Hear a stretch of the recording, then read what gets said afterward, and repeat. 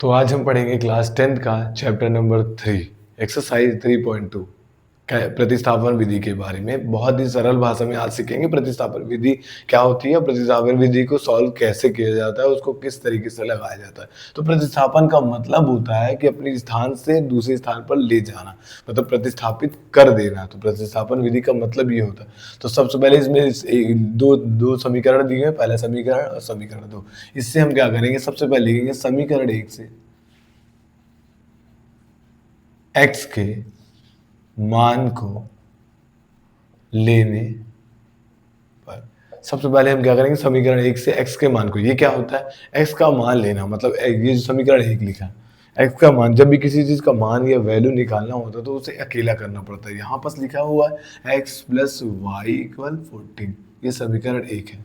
अब इसमें x का मान अकेला, x का मान मैंने पिछली वीडियो में बताया कि x की वैल्यू निकालने के लिए x इक्वल होना चाहिए, तब वो अकेला होगा और उसका मान निकलेगा। यहाँ पर x के साथ क्या लिखा हो, प्लस वाई।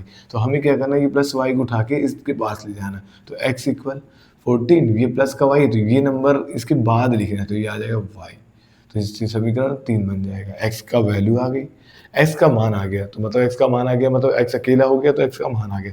अब इस x के मान को समीकरण 2 में रखेंगे। हमें समीकरण 1 से पिक करना है, उससे x का मान निकालना है, फिर इस चीज़ को समीकरण 2 में रखना है। इस चीज़ को हमें समीकरण 2 में रखना है। तो लिखेंगे समीकरण x के मान को इस तरीके से लिखेंगे, x के मान को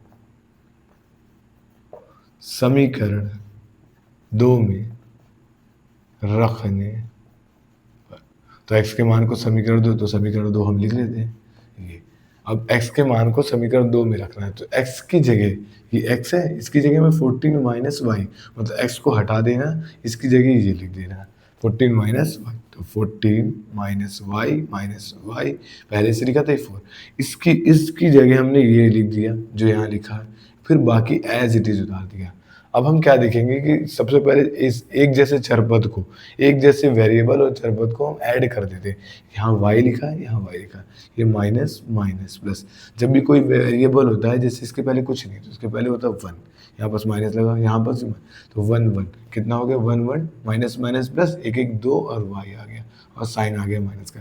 तो हम यहाँ क्या लिखेंगे, 14 माइनस 2y इक्वल 4।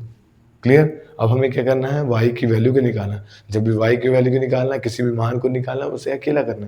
तो y के साथ यहाँ पास क्या है, 14 भी है और 2 भी है, तो y से ज़्यादा दूर क्या है, 14, तो ये उधर जाएगा, लिखा ही। इन दोनों के बीच में माइनस लगा लेंगे, इसके पहले क्या लगा हुआ है, प्लस। तो ये माइनस 2y है, यहाँ लिखिए 4 माइनस 14, क्योंकि प्लस का है तो इधर आया तो माइनस का हो गया। अब ये माइनस 2y, अब इन दोनों को क्या कर देंगे, सॉल्व करेंगे, आएगा -10।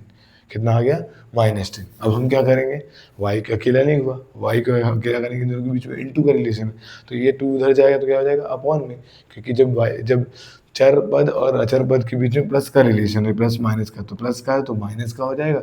अब इन दोनों के बीच में गुणे का निशान है, तो जो गुणे का तो क्या हो जाएगा, बटे में। यहाँ लिखेंगे -2y बराबर 10, इन दोनों के बीच में गुणे, तो y इक्वल 10, यहाँ पास माइनस का, सॉरी, तो ये माइनस से माइनस कैंसिल हो गया, और 2 कम 2 बचे 10, तो y का मान कितना आ गया, 5।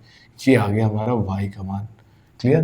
अब y का मान आ गया 5। अब क्या x का मान भी खाली ऐसे आया हुआ, नहीं, देखेंगे यहाँ पास x का मान अकेला तो नहीं आया, तो इसको अकेला कर, अब इसको एक जैसा करने के लिए लिख देंगे y के मान को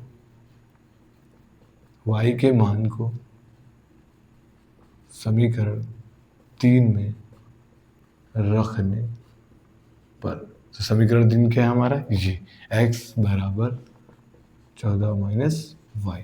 वाई की जगह, जैसे हमने x की जगह 14 माइनस वाई लिखा था, तो अब y की जगह में कितना लिखना है, 5, तो 14 माइनस 5, तो x बराबर कितना आ गया, 9।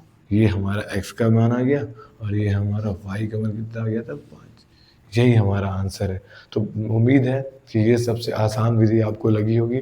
इसमें कोई भी डाउट होता है आप बिल्कुल मुझसे पूछ सकते हैं, बिल्कुल आप डायरेक्ट मैसेज कर सकते हैं मुझे पूछने के लिए।